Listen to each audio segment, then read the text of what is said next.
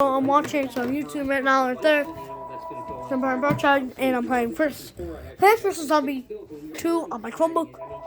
I'm so glad I can send this to you guys, but now I need something to hold the camera up. So, you're watching that. Because she is such an incredible animal. So docile, and she is so absolutely beautiful. It wasn't just having animals, animals specifically for the hair, and that was really cool. Filming something. Super cool. What?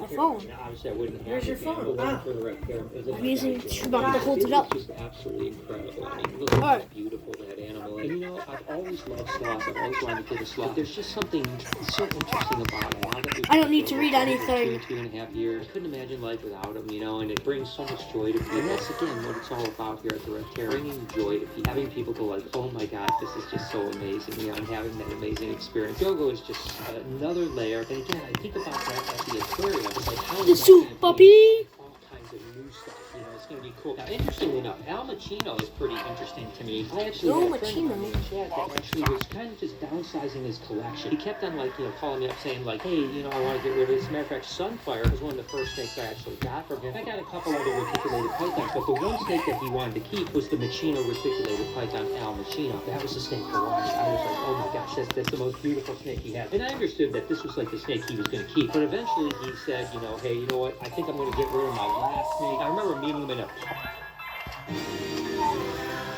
Commercials are meant to be 30 seconds. But this one is only 15. Because these fries cook in half the time. So watch. McCain Quick Cook Fries. They cook in half the time. At TD Bank, we see the story behind every transaction. Nana, Grandma got me all the night. Like yesterday, when this grandma went big for Nate's birthday, Nana went big too. Now, real night. But she didn't expect the extra charge. $75 for air? That overdrew my account. There's a story behind every overdraft. That's why TD Overdraft Relief gives you an extra day to fix it and avoid the fees. TD Bank. Unexpectedly human.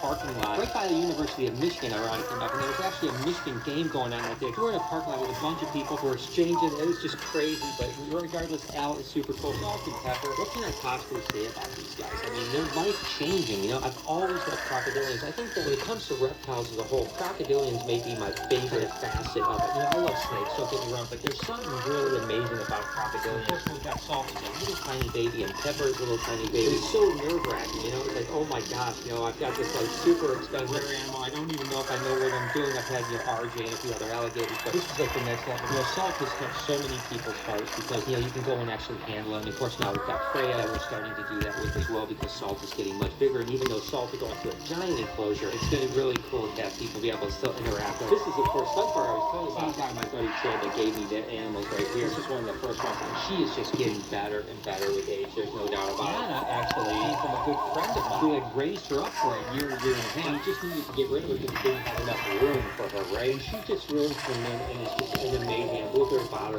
And that bobbing the head is literally her saying, pet me.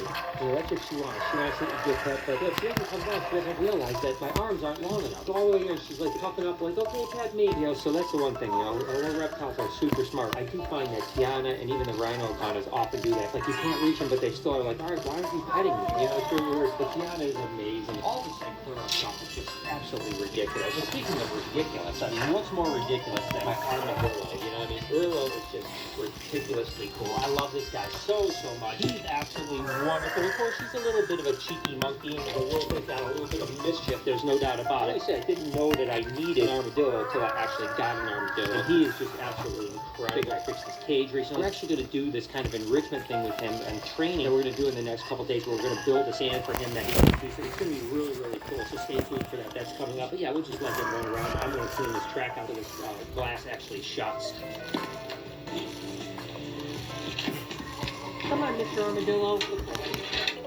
Snap and Pop, the black-headed python. You know, it reminds me of my time in Australia. You know, I've been to Australia 9 times. A whole bunch of collections I've visited have had black-headed pythons, in particular the K brothers down in Ipswich, Queensland. They had probably one of the coolest collections of blackheads in the world. So remind me of my time in Australia, which is just so special to me. I love them to death, and I love this enclosure. It's one of my favorite enclosures in the entire reptarium because I love the way that the behavior of the black-headed python, Snap and Pop, are while they're in there. It's just super, super cool. Tabasco, the first animal that ever gave me stitches. Still a beautiful animal, still love him to death. Definitely have to be more careful with him now than ever, you know, because of my treatment. If I got bit like that again, it could be way, way, way worse. Definitely have to be careful about it. We'll let the crew do more of the handling with Tabasco, and I have to be a little bit more careful with stuff like that. And that's one of the things that maybe you guys don't understand is that with everything I do, I have to be a little bit more careful now because my immune system is going to be down. If I get bit, I might have some infection and something like that. So I have to be a little bit more careful. But look at Jeffrey. I remember the first granite Burmese pythons that were coming into the country. A guy named Eric Kreider actually had them. And I was actually in Orlando at a reptile show and we actually went to his room and he poured out a bag of 6 granite Burmese pythons that had just come in from Vietnam. They were the very first ones in the country. Of course, I didn't get them at that particular time, but I just love the granite Burmese. You know, I love Burmese. He's a hypo-granite Burmese, which I think is the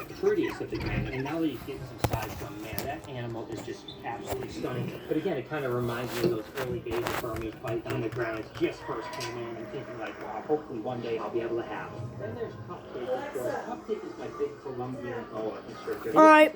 Peace.